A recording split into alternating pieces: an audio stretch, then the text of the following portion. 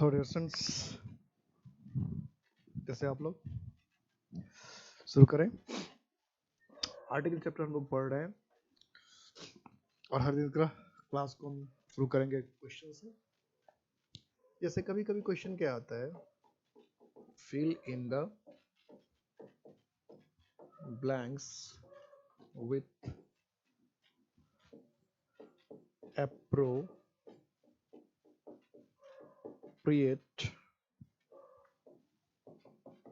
Articles. कभी articles लिख देगा और कभी डिटरमिनर्स लिख देगा, ये भी ध्यान रखिएगा। क्वेश्चन पूछने में बहुत बदमाशी करता है, कभी लिख देगा आर्टिकल्स और कभी लिख देगा डिटरमिनर्स। मतलब डिटरमिनर्स में खाली आर्टिकल नहीं, बहुत कुछ है, लेकिन डिटरमिनर्स भी लिख सकता है, डिटरमिनर्स भी लिख सकता है। क्वेश्चन भरना एक ही चीज है, जरूरत के हिसाब से। जैसे हमने पूछा, क्वेश्चन दे देगा my better half is MSc। से question,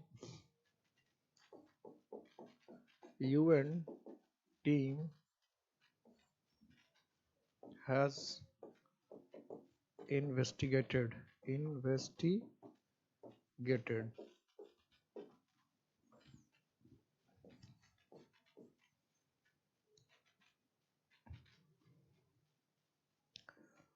the RJD was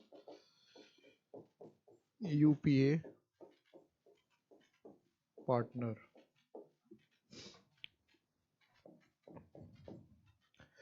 His company has not issued him NOC.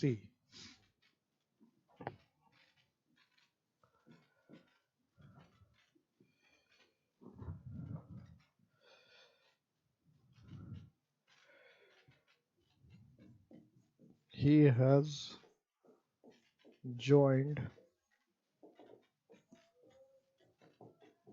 university.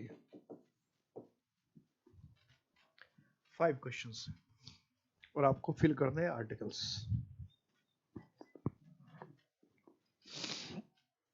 क्या फिल करने हैं आपको? आर्टिकल्स फिल करने हैं। वैसे आपने देखते देखते फिल कर दिया होगा, इसमें कोई डिफिकल्ट है नहीं और कुछ अरे यार मुश्किल भी नहीं है, बिल्कुल आसान आसान सा है, बिल्कुल आसान आसान सा। लेटर सारे विजिबल हैं।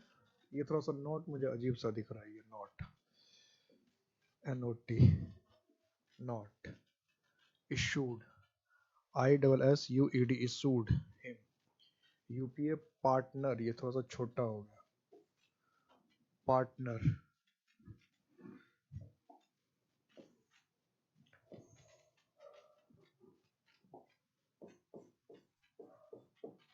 Partner investigated INVESTIGATED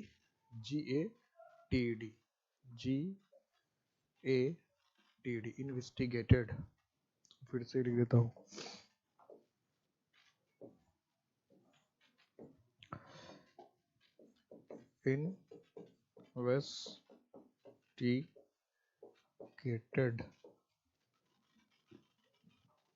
investigated। Answer देख लेते हैं। क्वेश्चन तो देख लेते हैं, पढ़ने के बाद तो पता चल ही जाता है। My better half, better half का मतलब क्या होता है? वाइफ। बेटर हाफ का मतलब क्या है? वाइफ। तो my better half is MSc। तो MSc में क्या होना चाहिए यहाँ पे? NMSc, क्योंकि MSc M एक को जानना तो NMSc, master of science. UN team, तो NUN टीम नहीं, क्या होगा? AUN टीम, और A क्या हो जाएगा? कैपिटल हो जाएगा। AUN टीम हैज इन्वेस्टिगेटेड, कि एक UN टीम ने, यूनाइटेड नेशंस की टीम ने इन्वेस्टर्स के RJD राष्ट्रीय Janata Dal was UPA partner, तो क्या होगा, was a UPA partner, was a UPA partner, United progressive alliance जो भी था। His company has not issued him, उसकी कंपनी उसको अभी तक एनओसी नहीं दिया। एनओसी तो क्या होगा, N NOC, no objection certificate, NOC लिखा, एनओसी तो ये कहना पड़ेगा। He has joined a university, university use शुरू हो रहा है, क्या होगा, he has joined a university, क्या हो जाएगा, अ यूनिवर्सिटी। क्लियर है? तो अभी तक हम लोग यूज कर रहे थे यूज ऑफ ए और एन। क्वेश्चन तो ऐसे चलता रहेगा, हमेशा क्वेश्चन आते रहेंगे, यूज ऑफ ए और एन। तो ए का यूज बता दिया, एन का यूज बता दिया। अब बारी आती है, कुछ ऐसे भी जगह होते हैं ए एन में कि मीनिंग के हिसाब से कुछ इडियम्स और फ्रेजेस में भी ए एन का यूज अपने आप होता है। उसमें से आप ए एन कभी हटा देते हैं, कभी नॉर्मली यूज करते हैं। कुछ इडियम है जिसमें कि नॉर्मली आता है, जैसे इन अ हरी। अब इन अ हरी को आप ई हटा नहीं सकते, इन हरी नहीं कह सकते, इन अ हरी कहना पड़ेगा। इन अ हरी, जल्दबाजी में। नॉर्मली क्या होता है, make a mistake, make mistake नहीं लिख सकते आप, मेक अ मिस्टेक लिखना है। At an arm's length, at an arm's length का मतलब दूरी बना के रखना, एट एन आर्म्स लेंथ इसमें यूज होता है। यह होता है at a stone throw, at a stone throw क्या होता है, मतलब नजदीक, क्लोज। तो एट एन आर्म्स लेंथ इसका मतलब होता है कि दूरी बना के रखना, किसी से अलग रहना। कहता I keep books at arms length, इसका मतलब क्या, मैं किताब से दूरी बना के रखता हूँ। अरे कुछ लोग आर्म्स को एन हटा भी देते हैं, लेकिन नॉर्मली यूज होता है at an arm's length. At a stone throw मतलब किसी चीज के बहुत नजदीक, my school is at a stone throw, बहुत नजदीक है। या जुकाम हो जाना, जैसे अभी मुझे हो गया, तो ये क्या है, कैच अ कोल्ड, जुकाम होना, कैच अ कोल्ड। कैच ये हटा देंगे तो गलत हो जाएगा, कैच कोल्ड लिख देंगे, जुकाम होना गलत हो गया। कैच कोल्ड लिखा, गलत हो जाएगा, catch a cold, catch a cold. तो ये सब में जो इसमें से अगर आपने ए हटा दिया, उनका ए 9 days वंडर, ए 9 days वंडर, जैसे हिंदी में कहते हैं 4 दिन की चांदनी फिर अंधेरी रात, टेम्पररी सक्सेस या कुछ भी, तो कहते हैं ए 9 days वंडर, 4 दिन की चांदनी फिर अंधेरी रात। तो इन सब में ए का इस्तेमाल होता है। जनरली इन सब का ए हटाना नहीं चाहिए, जनरली नहीं हटाना चाहिए। अब कभी कभी अगर प्लूरल बनाने की जरूरत पड़ जाए तो ए हट के फिर प्लूरल बनता है, ये भी ध्यान रखना, अगर ए हटा देंगे तो फिर प्लूरल बनाना, ये नहीं हो सकता है। अब कुछ में तो ए हटा नहीं सकते, जैसे कैच ए कोल्ड में नहीं हटा सकते, एस्टर स्टोन थ्रो में नहीं हटा सकते, मेक अ मिस्टेक में हटा सकते हैं, इन अ हरी में हटा ही नहीं सकते। मेक अ मिस्टेक में ये हटा भी सकते हैं, लेकिन ए हटाएंगे तो मिस्टेक को प्लूरल करना ही पड़ेगा। ये नहीं हो सकता कि मेक मिस्टेक लिख देंगे और सही हो जाएगा, ए हटाएंगे तो फिर मिस्टेक्स करना पड़ेगा। ए 9 days वंडर, यहाँ से अगर ए हटाएंगे तो आपको वंडर मैच लगाना पड़ेगा, ये नहीं कि यहाँ से ए हटा देंगे और वंडर मैच में नहीं लगाएंगे। और सब में तो आप ए हटा ही नहीं सकते, हटा ही नहीं सकते। तो कई ऐसे वर्ड्स हो सकते हैं, हो जाते हैं, जो ईडीएम वगैरह में यूज होते हैं और ए के साथ आता है। तो ये भी ध्यान, ये अब ये सिर्फ एग्जाम्पल देने का मतलब है कि आप इस बात का ध्यान रखिएगा कि जिस ईडीएम वगैरह को याद करते हैं, अगर उस ईडीएम में ए आता है तो उसके ए को ड्रॉप करके नहीं याद करना है, ठीक है। उसको अगर ए को ड्रॉप कर देंगे तो आपका फिर ईडीएम गलत हो जाएगा, ठीक है। जैसे कहते हैं इन अ नट सेल, इन अ नट सेल, शॉर्ट में इन अ नट सेल का मतलब क्या होता है, शॉर्ट में, संक्षेप में, इन अ नट सेल, इसको कहते हैं शॉर्ट में, संक्षेप में। अब नट सेल का अगर इन नट सेल कह दिया, ए गायब कर दिया तो हो गया गलती। अब उसमें अब कई लोगों को जब इस तरह के जो मैं कह रहा हूँ कई बार कॉमन एरर में आ गया, आ चुका है, लेकिन ध्यान नहीं जाता है। कभी कभी तो जो क्वेश्चन का आंसर देते हैं उनका भी ध्यान नहीं जाता, वो कुछ और ही गलती ढूंढ लेते हैं, नो एरर कर देते हैं, कुछ और कर देते हैं। लेकिन अगर इस तरह की बात हो, इन नट से लिखा तो गलत है, अब उसमें सोचना नहीं है। कैच कोल्ड लिख दिया तो गलत है। और ये कई बार ये जो वर्ड में लिख रहा है तो आए हुए वर्ड में पूछा, जो बार बार आ रहा है, और आगे भी जब आप ईडीएम ध्यान रखेंगे, ईडीएम याद यूज करेंगे, तो इस बात को ध्यान रखिएगा कि जिस जिस ईडीएम में ए हो तो उसको ए और एन को भूलना नहीं है। वो है तो है, उसको यूज करना है, उसको हटाना नहीं है। उसको उसके बिना लिख देंगे तो आपका एरर हो जाएगा। तो बहुत सारे ईडीएम होते हैं, सारे ईडीएम में नहीं है, बहुत सारे ईडीएम में ए रहता है, तो उसको ए के साथ ही यूज करना है। और ए तब हटाते हैं जब उसको हमको प्लूरल बनाना होता है, नहीं तो वैसा ही हम कहते हैं टेल अ लाई, झूठ बोलना, टेल अ लाई। तो ए को नहीं हटाना है, टेल लाई नहीं लिखना है, और ए हटेगा तो फिर टेल लाइज होगा, तो टेल ए लाई ही लिखना है, टेल अ लाई, झूठ बोलना, टेल अ लाई, ये नहीं हटा सकते। ठीक है, टेल लाई, या फिर ए हटा दिया तो फिर टेल लाइज बोलिए, प्लूरल बनाइए। ये नहीं कि ए भी हटा दिया और टेल लाई बोल रहे हैं, तो ऐसा नहीं है।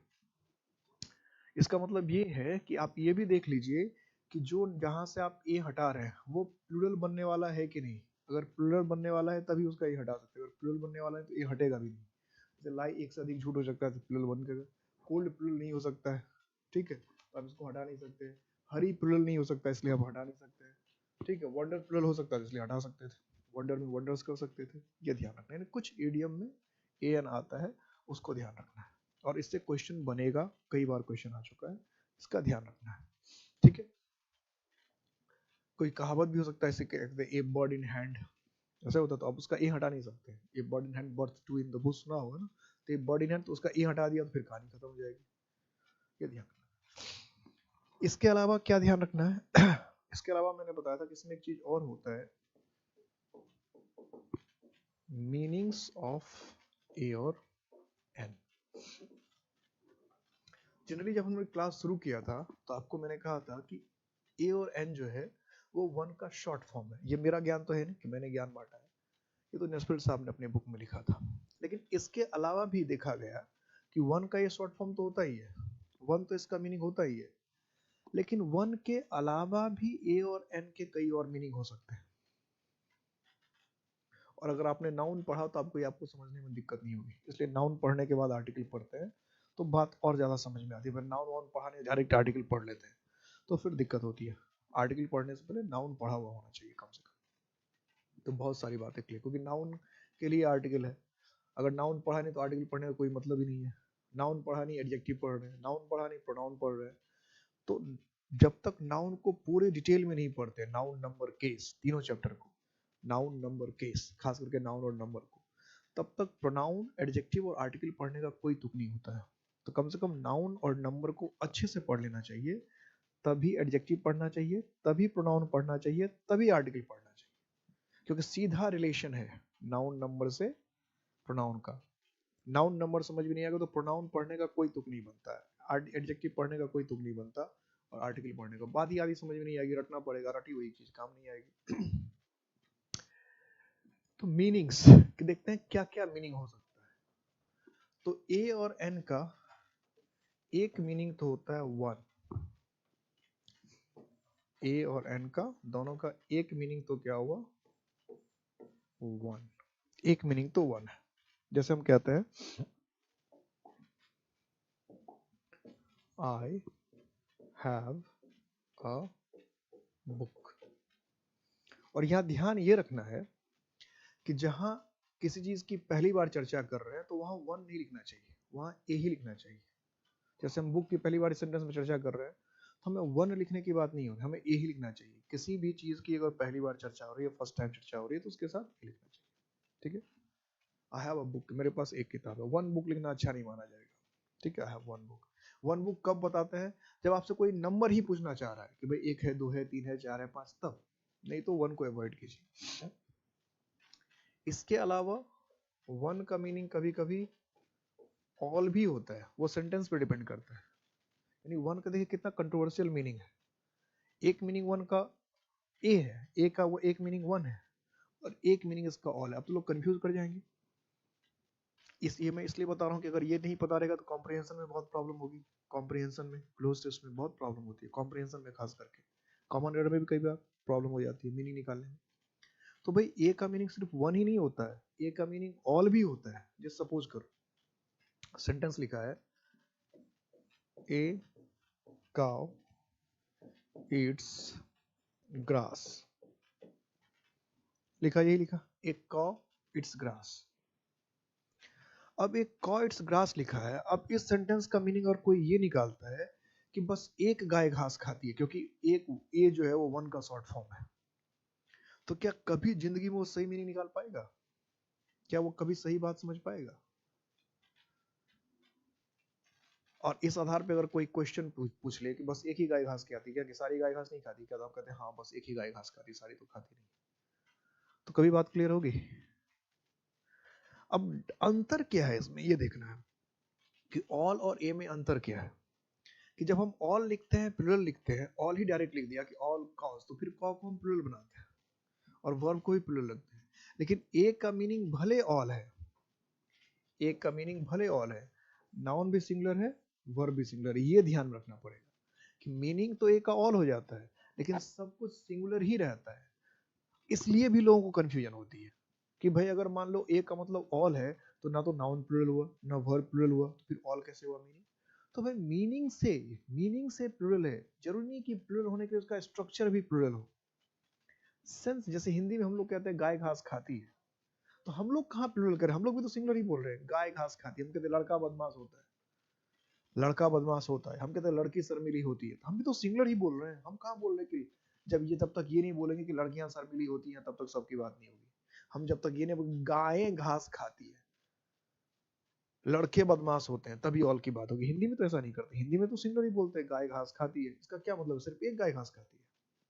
हिंदी में अगर हम सिंगुलर बोल रहे हैं कि गाय घास खाती है, इसका मतलब क्या, सिर्फ एक गाय घास खाती है, सिर्फ एक गाय घास खाती है, ऐसा कुछ है क्या? ऐसा तो बिल्कुल मीनिंग नहीं है। गाय घास खाती है मतलब सारी गाय घास खाती है, यही कहना चाह रहे हैं, यही मतलब होता है। तो ए लिखते हैं, नाउन भी सिंगुलर रखते हैं, वर्ब भी सिंगुलर लिखते हैं, लेकिन ए का मीनिंग और हो सकता है। कहीं पे लिखा है a lion is carnivorous, a lion is carnivorous. तो ए लायन इज कार्निवोरस क्या है, इसका मतलब क्या, बस एक शेर ही कार्निवोरस। कार्निवोरस का मतलब क्या था, मांसाहारी, फ्लेश ईटिंग, जो मांस खाता है, फ्लेश खाता है, उसको क्या कहते हैं, कार्निवोरस। तो हमने लिखा ए लायन इज कार्निवोरस। तो ए लायन इज कार्निवोरस कहने का ये सेंस तो नहीं निकलता कि बस एक ही लायन जो है कार्निवोरस है, ऐसा सेंस नहीं है ना। तो ए लायन इज कार्निवोरस का मतलब क्या कि जितने भी लॉयंस हैं, जो भी लॉयंस हैं, सारे के सारे क्या है, कार्निवोरस है। लिख रहे हैं ए, लेकिन मीनिंग निकल रहा ऑल। इसके अलावा भी मीनिंग आता है, कभी कभी इसका मीनिंग आता है एनी। प्रॉपर नाउन में आपने पढ़ा होगा, बताया था ना, प्रॉपर नाउन में बताया था कि एनी भी इसका मीनिंग होता है, एनी भी इसका मीनिंग होता है। जैसे हम कहते हैं a mister Sharma has joined our school, ये भी मीनिंग होता है, ये भी हम लोग देख चुके हैं, ये मीनिंग भी हमें पता है। इसके अलावा ए का मीनिंग लाइक भी होता है, किसी के जैसा, किसी के जैसा। हमने जैसे कहा you R A Dara Singh, ये भी यूज हमने किया था, ये भी हमने यूज किया था, कहाँ यूज किया था, प्रॉपर नाउन के एक्सेप्शनल केस में किया था, याद है ना, नाउन पढ़िएगा, उसमें करा रखा है ये सब कंपैरिजन करने के लिए, यू आर दारा सिंह। तो ए के कितने मीनिंग निकलते जा रहे हैं, ए का मीनिंग ऑल हो जा रहा है, ए का मीनिंग वन हो जा रहा है, ए का मीनिंग एनी हो जा रहा है, ए का मीनिंग लाइक हो जा रहा है ना। तो ये ध्यान रखना है।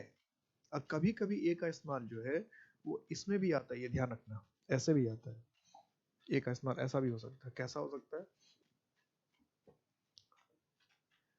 एडजेक्टिव कभी कभी होता है, हमेशा नहीं होता है, एडजेक्टिव प्लस अनकाउंटेबल नाउन, हमेशा नहीं होता है, कुछ कुछ ही जगह पे होता है। और ये जो अनकाउंटेबल नाउन होता है जनरली एब्स्ट्रैक्ट नाउन होता है। क्या होता है, एब्स्ट्रैक्ट नाउन, सारा सारा अनकाउंटेबल नाउन एब्स्ट्रैक्ट नाउन। तो पहले हम क्या लगाते हैं, ए और एन लगा देते हैं, सबके साथ नहीं, सिर्फ एब्स्ट्रैक्ट नाउन के साथ। जैसे हमको कहना है कि उसने बहुत अच्छी शिक्षा प्राप्त की है, उसने बहुत अच्छी, हम लिखते हैं he has received a good education, खाली गुड एजुकेशन नहीं लिखते हैं। और ऐसे एग्जाम में क्वेश्चन पूछा हुआ 2-3 वर्ड पूछता है बार बार, बस उसको ध्यान रखिए। एजुकेशन एक पूछता है, एक नींद वाला पूछता है, he is in a sound sleep, गहरी नींद में है, ठीक है।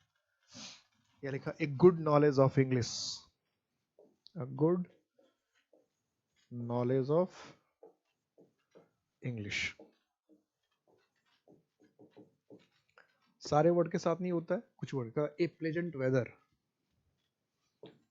जो मैं लिखवा रहा हूं इसको ध्यान रखिएगा, काम बन जाएगा। प्लेजेंट वेदर या a pleasant surprise, a pleasant weather, a pleasant surprise.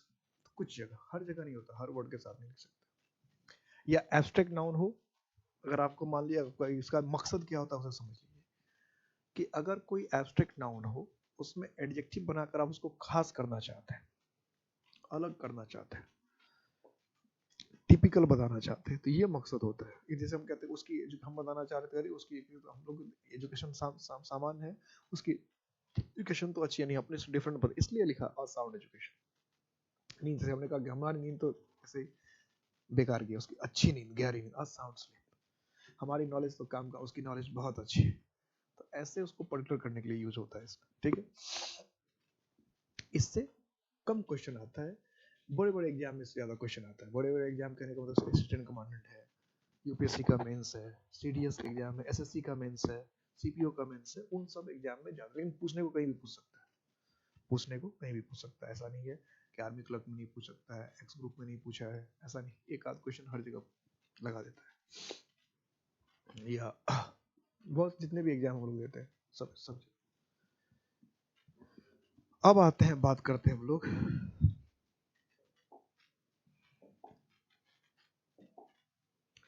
Use of the key.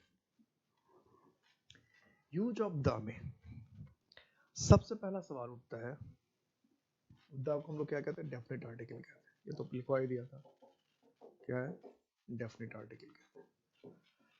Definite article क्यों कहते हैं ये भी बता रखा है, द को डेफिनेट आर्टिकल क्यों कहते हैं ये भी बता दिया है। डेफिनेट आर्टिकल क्यों कहते हैं ये भी क्लियर है। तो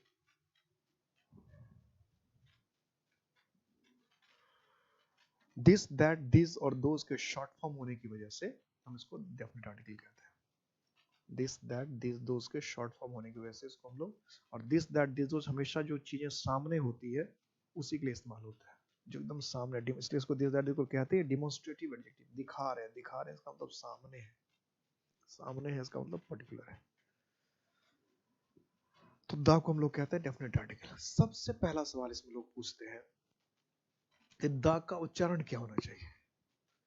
द को द पढ़ते हैं कि द को दी पढ़ते हैं, सबसे पहला सवाल लोग यही करते हैं, बहुत जगह पढ़ते हैं, आप लोग के भी दिमाग में होगा कि द को द पढ़ते हैं कि द को दी पढ़ते हैं। तो पहले तो इस सवाल का जवाब ले लेते हैं कि पहले द को द पढ़ते हैं कि पहले द को दी पढ़ते हैं। तो द को द भी पढ़ते हैं और द को दी भी पढ़ते हैं। अगर इंग्लिश में दें तो इंग्लिश में इसमें लिखा रहेगा थीटा, ऐसे लिखा रहता है द को, और इसको लिखता है डेल्टा आई, ऐसे लिखा रहेगा। चार कंडीशन है द को द पढ़ने का और द को दी पढ़ने का, कंडीशन है। कंडीशन क्या है उसे समझिए। अगर द किसी कॉन्सोनेंट,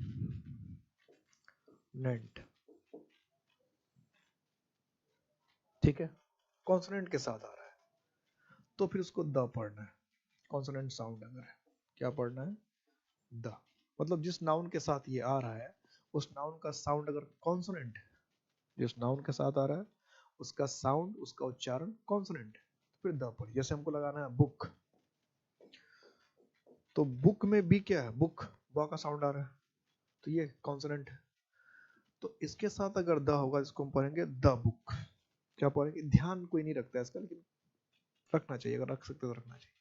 जैसे हम कहते हैं कैट, तो कैट का उच्चारण हुआ, अब इसके साथ भाव कॉन्सोनेंट साउंड हो गया, अब इसके पहले आया द, तो हम इसको द कैट ही पढ़ेंगे, द कैट या द रैट, सब में द पढ़ रहे क्योंकि साउंड क्या आ रहा है, कॉन्सोनेंट साउंड आ रहा है, तो कॉन्सोनेंट साउंड आने पे द पढ़ते हैं। यानी कोई ऐसा नाउन आया, आप इसको लिख लीजिए, हिंदी में लिख लीजिए कि द के साथ अगर कॉन्सोनेंट साउंड वाला नाउन है तो उसको द पढ़ते हैं। द के साथ अगर कॉन्सोनेंट साउंड वाला नाउन है, द के साथ अगर कॉन्सोनेंट साउंड वाला नाउन है तो उसे द पढ़ते हैं। कॉन्सोनेंट साउंड वाला नाउन है तो उसे द पढ़ते हैं, ठीक है। और द के साथ अगर वॉल साउंड वाला नाउन है, लिख लीजिएगा, द के साथ अगर वॉल साउंड वाला नाउन है, द के साथ अगर वॉल साउंड वाला नाउन है तो उसको हम दी पढ़ते हैं, यानी टी एच ई, द लिखना तो पड़ेगा, टी एच ई, द तो लिखेंगे नहीं आप। द के साथ वॉल साउंड वाला नाउन है फिर दी पढ़ते हैं उसको, दी। जैसे हमने कहा the orange, the aux, the Apple. अब इसमें कभी कभी कुछ बच्चे क्वेश्चन कर देते हैं कि सर अभी तो थोड़ी देर पहले कह रहे थे आप बुक के पहले ए लगता है, एप्पल के पहले एन लगता है, अब सबके पहले दा लगा रहे हैं, ये तो हद है। तो ये कोई समस्या नहीं है। क्या बताया कि जब इंडेफिनिट की तरह यूज होगा ये कोई है तो ए लगेगा, और जब ये पर्टिकुलर होगा, सेब सामने रख के बात करेंगे इसी सेब, तो क्या करेंगे, द एप्पल। वैसे कहते हैं मेरे पास एक सेब है तो आई हैव एन एप्पल, सामने दे सेब ले लिया, उसको कहा कि ये सेब सड़ा हुआ, द एप्पल इज रोटन, अब नहीं कहेंगे एन एप्पल इज रोटन, ठीक है। तो ए कह रहे हैं मतलब कोई कहीं भी हो सकता है, और द कह रहे हैं इसका मतलब जाना पहचाना। ए बुक कह रहे हैं यानी कोई भी कहीं भी बुक है, द बुक कह रहे हैं इसका मतलब हमें पता है किस बुक की बात कर रहे हैं। तो दो कंडीशन है, दो कंडीशन है, कॉन्सोनेंट के साथ साउंड है तो फिर हम द को द ही पढ़ते हैं, वॉल के साथ साउंड के साथ अगर टी एच ई आ रहा है तो उसको फिर हम दी पढ़ते हैं। और एक तीसरा कंडीशन भी है, एक तीसरा कंडीशन भी है दी के लिए, इसको दी पढ़ने का तीसरा कंडीशन भी है, वह है टू एम्फेसाइज। तो एम्फेसाइज अगर कर रहे हैं तो फिर इस बात से मतलब नहीं कि वॉल साउंड है कॉन्सोनेंट साउंड है।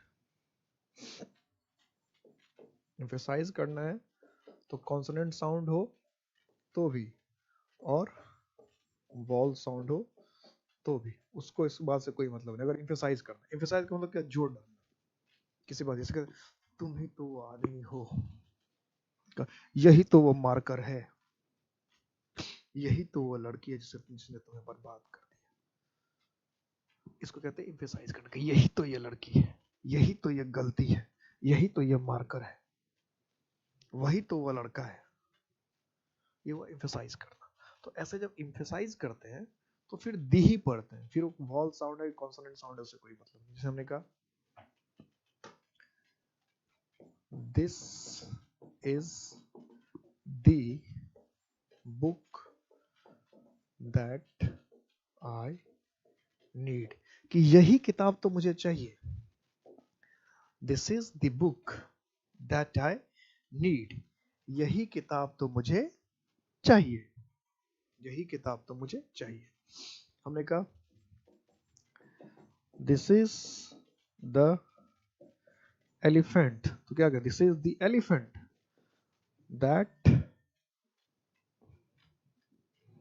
That I saw yesterday. क्या कहना चाह रहे, अरे ये तो वही हाथी है जो कल मैंने देखा था, ये तो वही हाथी है जिसे मैंने कल देखा था, तो वही एम्फसाइज कर रही, तो वही हाथी है, तो इसको क्या करें, दी एलिफेंट। तो अब यहाँ वॉल साउंड है तो भी इसको दी ही पढ़ेंगे, यहाँ पे कॉन्सोनेंट साउंड है तो भी इसको दी ही पढ़ेंगे, क्योंकि आप एम्फसाइज करना चाहते हैं, जोर डालना चाहते हैं। तो जब जिस नाउन पे एम्फसाइज करना चाहते हैं, जिस नाउन पे जोर डालना चाहते हैं, अगर उसके साथ टी एच ई है तो उसको फिर दी पढ़िए। तीन कंडीशन हो गए, आसान आसान कंडीशन है, कोई मुश्किल काम नहीं है। कॉन्सोनेंट्स के साउंड साउंड के साथ है तो द ही पढ़िए, वॉल साउंड के साथ है तो दी पढ़िए, और अगर एम्फेसाइज करना हो, एम्फेसाइज करना हो तो फिर वॉल साउंड है कि कॉन्सोनेंट साउंड है, इससे कोई लेना देना नहीं है। एम्फेसाइज करना है तो वॉल साउंड है या कॉन्सोनेंट साउंड है, इससे कोई लेना देना नहीं है, आप उसको दी ही पढ़ेंगे, उसको दी ही पढ़ेंगे। ये बात हो गई। ठीक है, ये तो था उच्चारण। अब बात करते हैं दी के यूज की। सब दी का यूज ही चल रहा है कि यूज कितने तरह। अभी द के यूज, दो चीजें हैं द। एक तो ये है कि द कहाँ कहाँ लगता है, उस पर अभी हम नहीं आ रहे। अभी उससे पहले एक बेसिक चीज और है कि किसी वर्ड के साथ द लगता है तो उसके मीनिंग पे क्या असर होता है, पहले ये देखना है, फिर द के यूज पे जाएंगे। अभी तक आपने खाली द का उच्चारण देखा। अब देखिए, अगर किसी वर्ड में, किसी वर्ड के साथ हमने द लगा दिया तो उसके मीनिंग पर क्या असर पड़ता है, ये देखना है पहले। तो द जो है किसी वर्ड के साथ लगता है तो द के तीन डिफरेंट यूज है। द के तीन, जैसे ए किसी वर्ड के साथ लिखा तो कई मीनिंग बताया मैंने कि कई, उसके मीनिंग पर कई तरह से असर पड़ा कि ए लगा तो वन हो गया, ए लगा तो ऑल हो गया, ए लगा तो एनी हो गया। ठीक है, ए हो गया तो एनी हो गया, ए लगा तो लाइक हो गया, ए लगा तो स्पेशल हो गया, है ना। तो ए लगने से वर्ड के कई मीनिंग आए, वन भी आया, एनी भी आया, ऑल भी आया, लाइक भी आया। तो इसी तरह से हमें ये देखना कि किसी वर्ड के साथ अगर द लग गया तो क्या बस एक ही मीनिंग आएगा पर्टिकुलर। अधिकांश लोग यही कंफ्यूज रहते हैं कि द देखते हैं उनको लगता है कि द है तो मतलब पर्टिकुलर। क्या नाम भी वही है, डेफिनेट आर्टिकल। अरे नाम तो किसी एक गुण को देखकर हम रख देते हैं, तो बस वही एक गुण होगा। ये बात हो सकता है वो गुण प्रधान हो, कई गुण हो उसमें से वो गुण मेन हो, लेकिन जो मेन है इसका मतलब और कोई गुण नहीं है, ऐसा तो नहीं है ना। दूसरा जो मेन नहीं है लेकिन गुण है, तो गुण तो वो भी है, गुण तो सारा होगा। तो जैसे मैं पढ़ाता हूँ तो ठीक है, लेकिन मैं क्रिकेट भी तो खेलता हूँ। भले क्रिकेट का मैं नेशनल प्लेयर नहीं हूँ, स्टेट प्लेयर नहीं हूँ, डिस्ट्रिक्ट प्लेयर भी नहीं, तो खेलता तो हूँ। तो इसका मतलब ये थोड़ी है कि अब क्रिकेट खेलना मेरे गुण में क्वालिटी नहीं शुमार होगा। खेलता हूँ तो अभी कोई खेलने आ जाएगा मैं खेलना शुरू कर दूंगा। तो है तो गुण है, तो गुण है। ये नहीं कि सिर्फ पढ़ाने के लिए तो एक ही गुण हो गया इसमें। इसी तरह से द का यूज डेफिनेट बनाने के लिए तो होता ही है, लेकिन इसका ये मतलब नहीं कि डेफिनेट करने के अलावा द का और कोई काम ही नहीं है। तो पहले इस गलतफहमी से बाहर निकलना होता है कि भाई ऐसा नहीं है कि द है तो डेफिनेट ही होगा, इसके अलावा और कुछ नहीं होगा। डेफिनेट होने के अलावा और कुछ नहीं होगा, ये दिमाग में नहीं लाना है। तो अब कहे कि फिर क्या क्या होगा ये भी बताओ। चलो डेफिनेट नहीं होगा तो और क्या क्या होगा बताओ। तो बताएंगे, वैसे ही बताने के लिए हमने छेड़ा ही है। छेड़ा तो हम ही ने है, तो बताने के लिए छेड़ा। तो द लगने से किसी भी वर्ड के साथ तीन बातें होती हैं। एक तो होता है जिसको हम कहते हैं जेनेरिक यूज, यानी द का एक यूज जो कहलाता है वो होता है जेनेरिक यूज। जेनेरिक का मतलब क्या, ऑल, जनरल। इसका मतलब ये हुआ कि हम लोग समझते हैं द लगाने से नाउन पर्टिकुलर होता है, और यहाँ द कहता है कि द लगाने से नाउन जनरल होता है। द लगाने से नाउन क्या होता है, जनरल होता है, और हमें दिमाग में क्या, द होने से पर्टिकुलर होता है। तो पहला काम जो है द का वो है जेनेरिक, कि किसी चीज को ये जनरलाइज भी कर सकता है। पर्टिकुलर तो करता है, ऐसा नहीं कि पर्टिकुलर नहीं करता है। पर्टिकुलर करने के साथ साथ ये किसी चीज को जनरलाइज कर सकता है, जेनेरिक। जेनेरिक का मतलब, जनरल का मतलब क्या हो गया, ऑल। जनरल का मतलब क्या हो गया, ऑल। यानी ऐसी कोई बात जो सब पर एप्लीकेबल हो, उसी को जेनरिक यूज कहते हैं, उसी को जनरल यूज कहते हैं। कि कोई बात हमने ऐसी कर दी जो सब पे लागू होता है, सब पे एप्लीकेबल है, तो हम उसको जेनरिक यूज कहते हैं, जनरल यूज कहते हैं। जैसे अभी आपने लिखा था एक काउ इट्स ग्रास, तो इसी को आप चाहे तो ये भी लिख सकते थे, द काउ ईट्स ग्रास। अब द काउ इट्स ग्रास लिखते हैं तो इसका सिर्फ एक मतलब निकालना कि कुछ खास गाय ही घास खाती है, ये ठीक होगा क्या। जिसका अगर मीनिंग हम निकालें कि द कॉ इट्स ग्रास, इसका मतलब कुछ खास गाय जो घास, वो घास खाती है, और बाकी की जो गाय है वो चिकन मटन खाती है, तो ये कोई सेंस निकलेगा क्या, ये कोई सेंस निकलेगा क्या। तो बताइए, जैसे कि निकला एक काउ इट्स ग्रास, किसी ने मीनिंग दिया बस एक गाय घास खाती है, तो उसका मीनिंग गलत हो जाएगा। इस तरह से द काउ इट्स ग्रास, कोई मीनिंग अरे कुछ खास गाय जो वही बस घास खाती है, और सब गाय तो गाय तो घास खाती नहीं, तो मीनिंग ही बर्बाद हो जाएगा ना, कहानी बर्बाद हो जाएगी, कहानी खत्म हो जाएगी। तो इस तरह, इसलिए आपने देखिएगा जब बचपन में कभी पढ़ा होगा, आपको याद हो, तो आपने सुना होगा ऐसी चीज को कि द का इस्तेमाल जो करते हैं क्लास रिप्रेजेंटेशन के लिए करते हैं। बहुत ग्रामर के बुक में लिखा रहेगा कि द का इस्तेमाल करते हैं क्लास रिप्रेजेंटेशन के लिए। तो क्लास रिप्रेजेंटेशन का क्या मतलब हुआ? ऑल ही तो हुआ, पूरे क्लास को रिप्रेजेंट कर रहे हैं। लिखा रहता, पढ़ा होगा ना? नहीं भी पढ़ा तो आप जाके देखिए, आर्टिकल के किसी बुक में मिल जाएगा आपको। ग्रामर की कोई बुक पढ़ेंगे उसमें आर्टिकल जब देखिएगा द का यूज मिल जाएगा। पहला या दूसरा यूज ही यही रहेगा, फर्स्ट या सेकंड यूज ही यही लिखा रहता है कि द का इस्तेमाल हम क्लास रिप्रेजेंटेशन के लिए करते हैं। तो क्लास रिप्रेजेंटेशन करने का मतलब क्या हो गया? ऑल, कि हम सब की बात कर रहे हैं। हमने कहा द लायन इज कार्निवोरस, कि द लायन इज कार्निवोरस। इसका मतलब शेर मांसाहारी होता है। इसको कहने के दो तरीके हैं, a lion is carnivorous, the lion is carnivorous. गाय घास खाती है, इसके कहने के दो तरीके हैं, cow eats grass, the cow eats grass. और एक नाउन चैप्टर में मैंने और एक तरीका बताया हुआ, यानी टोटल 3 तरीके हैं।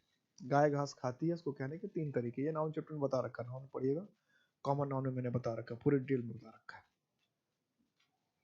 इसलिए अगर नाउन ठीक से समझ जाते हैं तो आर्टिकल समझने में मजा आ जाता है, और आर्टिकल अगर ठीक समझ लेते हैं तो फिर नाउन नाउन को भी अच्छी तरह से समझ में आने लगता है। लेकिन आर्टिकल तभी पढ़ना चाहिए जब नाउन पढ़ लेते, तो आर्टिकल नहीं, नाउन पढ़ा नहीं तो आर्टिकल का वैसे ही समझ में नहीं आएगा, भाई आर्टिकल की जरूरत कहाँ है। क्योंकि आर्टिकल को समझने के पहले सबसे पहले काउंटेबल नाउन समझना पड़ेगा, तभी तो ए एन या काउंटेबल नाउन पता ही नहीं, फिर क्या ए और एन लगाएंगे। यहाँ तक बात क्लियर हो गई? तो एक यूज हुआ द का जेनरिक, क्या हुआ? जेनरिक। एक यूज होता है द का स्पेसिफिक यूज। स्पेसिफिक का मतलब क्या हुआ? पर्टिकुलर। स्पेसिफिक का मतलब क्या हो गया?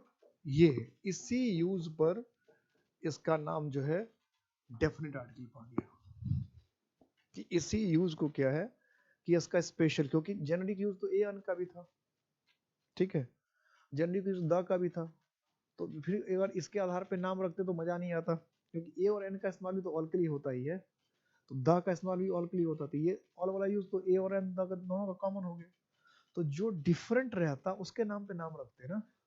समझ में आ गई बात, कि डेफिनेट आर्टिकल क्यों नाम रखा? टेक्निकली प्रॉब्लम थी इसलिए रखा, क्योंकि ऑल के लिए तो ए एन का भी इस्तेमाल हो गया, तो उसके नाम पर कैसे लिखते हैं, नाम रखते हैं भाई ए एन, ऑल के लिए तो ए एन भी आ रहा है, ऑल के लिए द भी आ रहा है, लेकिन स्पेसिफिक के लिए फिर ए एन नहीं आ रहा है, तो इस और द आ रहा है, तो ये डिफरेंस हो गया। तो इससे डिफरेंट क्लियर होगा ए और एन और द में क्या डिफरेंस है, तो डिफरेंस अगेन द डेफिनेट के लिए आता है। तो ये और लोग के दिमाग में यही बैठ गया कि द बस डेफिनेट के लिए आता है। ये ग्रामर नहीं कहना चाह रहा था कि बस द डेफिनेट के लिए आता है, डेफिनेट के लिए भी आ सकता है। तो स्पेसिफिक का मतलब क्या हुआ? कोई खास या विशेष। तब किसी खास या विशेष की अगर हम बात करना चाहते हैं, किसी खास या विशेष, जैसे ये मार्कर है, सिर्फ इसी की बात करना चाहते हैं तो द लगा के बात करेंगे, ये तो नॉर्मल है। हमने कहा द मार्कर इज माइन, ठीक है, कि ये मार्कर मेरी है। सामने मान लो चाय रखी होती है और चाय ठंडी है, तो हम क्या कहते हैं? द टीज, मतलब गर्म है तो क्या कहते हैं? हॉट। सामने पानी रखा होता है और पानी गर्म होता है, तो हम क्या कहते हैं? The water is cold. यही तो कहते, द वाटर इज कोल्ड, यही तो कहना था, द वाटर इज कोल्ड, यही कह सकते थे, यही कहना होता। तो जो चीज सामने है, सामने नमक रखा है, कहते हो गिव मी द सॉल्ट, ठीक है। सामने पानी होता और ठंडा होता, कहते द वाटर इज कोल्ड। सामने पानी होता और गंदा होता, क्या? The water is dirty. सामने बुक है, वही किताब मुझे चाहिए, क्या? Give me the book. दो चार किताबें होती है, सारी किताबें मुझे चाहिए, क्या? Give me the books, give me the books. ये कंडीशन है। तो द का इस्तेमाल हम जेनरिक यूज में भी कर सकते हैं, जेनरिक यूज में भी कर सकते हैं और स्पेसिफिक भी कर सकते हैं। अब नाम रख दिया गया स्पेसिफिक पर, इसलिए थोड़ा सा लोगों को दिक्कत होती है, कंफ्यूजन होती है कि भाई जो स्पेसिफिक यूज है उसी के आधार पर नाम रखा गया, तो दिमाग में बात आती है कि बस स्पेसिफिक यूज ही क्या है, सब कुछ। लेकिन आपको दिमाग में रखना पड़ेगा कि स्पेसिफिक यूज भी है, जेनरिक यूज भी है। नाम सिर्फ रखा गया है जेनरिक स्पेसिफिक यूज पे, इसका मतलब सिर्फ एक काम नहीं है द का कि जिस नाउन के साथ आया उसको सिर्फ पर्टिकुलर बना दिया, सिर्फ यही काम नहीं है, दोनों काम है। द किसी के साथ लगेगा तो वो जेनेरिक भी हो सकता है, यानी मैं बताना ये चाह रहा था, ये बताने का मकसद यही है कि आपको मीनिंग निकालने में गलतफहमी ना हो, नहीं तो बहुत दिक्कत होती है कॉम्प्रिहेंशन में, एरर में भी दिक्कत होती है। जहां द लगता है तो बस दिमाग में ये आता द है तो पर्टिकुलर ही होगा, अरे भाई ऐसा नहीं है। द लगने से पर्टिकुलर भी हो सकता है और द लगने से जनरल बात भी हो सकती है, ऑल की बात भी हो सकती है। वो सेंटेंस देखिए और सेंटेंस के साथ और जो वर्ड यूज किया हुआ उसको देखिए। जैसे यहाँ पर ईट्स है और ग्रास है, तो गाय का घास के साथ क्या संबंध है? तो ऑल का संबंध है, जनरल का संबंध है। या लॉयन और कार्निवोरस है, तो कार्निवोरस और लायन का क्या संबंध है? ऑल का संबंध है। तो सेंटेंस में सिर्फ एक ही वर्ड तो ही लिखा रहता है ना, द, उसका सब्जेक्ट होता है, उसका वर्ब होता है, उसके साथ ऑब्जेक्ट होता है। तो सब्जेक्ट ऑब्जेक्ट वर्ब सब देखकर पता कीजिए कि जो बातें कही, और आप कोई इंसान है, आप तो कोई ऐसा नहीं कि आप जादू है, आप किसी दूसरे प्लेनेट से आए तो आपको पता नहीं कि गाय घास खाती है कि मटन खाती है, लोग कपड़े पहनते हैं कि नहीं पहनते हैं। ऐसा तो नहीं है ना कि आप दूसरे ग्रह से आए, आपको तो पता है इसी गोला के हैं आप, तो आपको तो पता है गाय घास खाती है कि मटन खाती है कि चिकन खाती है, शेर मांस खाता है कि दारू पीता है, आपको पता है ना। तो इसलिए आप सेंटेंस के सब्जेक्ट ऑब्जेक्ट को देखकर डिसाइड करेंगे कि द का जो यूज हुआ है वो ऑल के लिए यूज हुआ है या किसी पर्टिकुलर के लिए यूज हुआ। वो सेंटेंस से पता चल जाता है, सेंटेंस के सब्जेक्ट वर्ब ऑब्जेक्ट को देखने से पता चल जाता है। बस आपको सब्जेक्ट वर्ब ऑब्जेक्ट देखकर पता करने की आदत नहीं थी, आपको आदत क्या था कि नहीं द है तो पर्टिकुलर ही होगा। अब मैं क्या सिखा रहा हूँ, ऐसा नहीं है, द होगा तो पर्टिकुलर ही होगा, ऐसा नहीं है, इसको दिमाग से बाहर निकालिए। द होगा तो जनरल भी हो सकता है, द होगा तो पर्टिकुलर भी होगा, वो डिपेंड करेगा सब्जेक्ट वर्ब ऑब्जेक्ट देखकर कि वो पर्टिकुलर वाला केस है कि जनरल वाला केस है। अब एक तीसरा केस भी इसका यूज बचता है, तीसरा यूज भी उसमें बचता है। टाइम है क्या? टाइम थोड़ा सा नहीं, क्योंकि इसमें फिर टाइम लगेगा तो क्लास फिर लंबी चली जाएगी।